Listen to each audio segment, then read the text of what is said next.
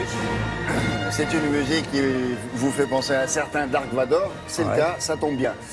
On n'a pas trouvé de musique qui nous ferait penser à Hercule. Pourquoi? Parce que quel est le rapport entre Dark Vador et Hercule? C'est une bonne question. C'est tout l'objet précisément de l'exposition dont vous parle maintenant Thomas Hervé. Allons-y. C'est une exposition... En fait, le Louvre a décidé d'attirer les plus jeunes. Il s'est dit, comment est-ce que je pourrais attirer les plus jeunes? Très simple, nous avons à notre disposition la mythologie. Qu'est-ce que la mythologie? C'est de raconter des histoires qui vont nous décrire l'origine du monde, des héros invulnérables. Et du coup, avec cette histoire de mythe fondateur, on va pouvoir vous parler de Dark Vador et d'Hercule. Quel point commun y a-t-il entre Dark Vador et Hercule? Très simple, la force. La super pouvoir, monsieur.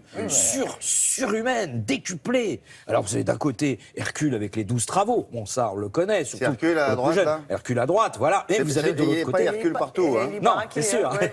Mais attention, il y avait quand même des... Non, mais franchement, regardez... Non, pardon, mais on voit tous la même chose, ça va. C'est souvent le cas. Et Hercule, il a les bras, il a les cuisses, et puis il a que ça. Ah oui, il était dans son plus simple appareil. Ouais. Mais ce qui est très intéressant, c'est qu'on va s'apercevoir qu'en fait, ces mythologies, on les a toutes très à cœur. Pourquoi? Parce qu'elles expliquent l'origine du monde.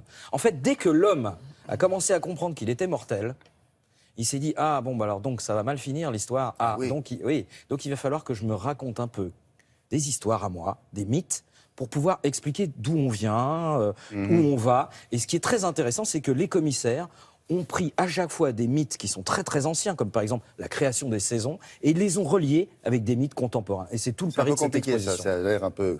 Non, bah vous avez vu, Hercule, Dark Vador, point commun, la force. Ça, Bon, c'est simple. ça va. Et ben tous les autres sont comme ça. Ah bon, ben merci beaucoup. Hein. C'est Allez, parti Thomas. pour la visite guidée. Très bien, Thomas, allons-y. On attaque tout de suite par un premier mythe, la nuit et l'aurore. Alors ce tableau, il était dans la chambre à coucher du fils de Louis XIV. En fait, Aurore, c'est la divinité qui est chargée de lever le soleil tous les jours. Qu'est-ce qu'elle fait tous les matins? Eh bien, elle va chercher le dieu soleil, Hélios, qui est sur son char, et donc elle prépare les 2 chevaux, Phaéton et Lampos, et elle le trimballe tout le long de la journée, jusqu'à ce qu'il se couche dans l'océan occidental. Et ça, c'est le boulot de qui? C'est le boulot d'Aurore.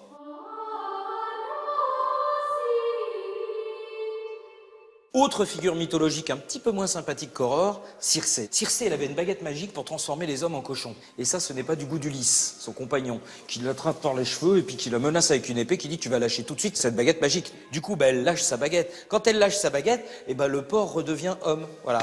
Et puis lui, il s'est barré, Ulysse. Il n'est pas resté avec Circé. Ben non.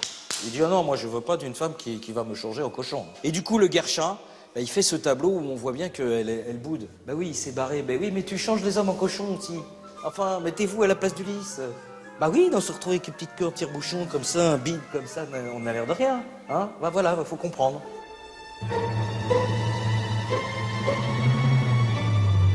Autre mythe, les petits monstres. Alors là, nous sommes au Japon, au milieu du XXe siècle, ce sont les tanuki. Ce sont des petits personnages qui sont toujours accompagnés d'une petite fiole de saké. Eh bien aujourd'hui, ces figures ont inspiré les dessins animés japonais qu'on connaît, comme par exemple Mon voisin Totoro, ou les Pokémon avec lesquels vos enfants jouent. Bon, sauf qu'évidemment, on a enlevé le saké. Ah oui, parce que c'est un alcool très fort. Ah bah voilà, vous saviez pas tout.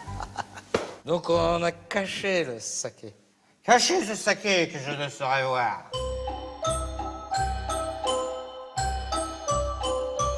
Bah oui, on n'invente rien. Les mythes, les démons, les monstres, ils infusent comme un sachet de thé, ils se retrouvent dans notre culture moderne. Regardez ce tableau. Le pandémonium, ça date du 19e siècle. On a ce personnage comme ça, avec ce cadre cinématographique vu de dos, on dirait un guerrier antique. Et le fleuve de lave, ça vous rappelle rien? Ça me fait penser, moi, immédiatement, par exemple, à la scène dans Star Wars, où il y a Anakin Skywalker, qui donc, avant de devenir Dark Vador, va se battre comme ça sous le fleuve de lave. C'est exactement la même chose. Et d'ailleurs, George Lucas, le réalisateur de La Guerre des Étoiles, a admis s'être inspiré du mythe d'Hercule, Héraclès, le fils de Jupiter, qui a tué son épouse et ses enfants pour créer son personnage de Dark Vador. Alors les deux étaient animés d'une force surhumaine, sauf que Hercule, grâce notamment aux 12 travaux, il a maîtrisé sa force, et Dark Vador, lui, bah non, lui, il est tombé du côté obscur.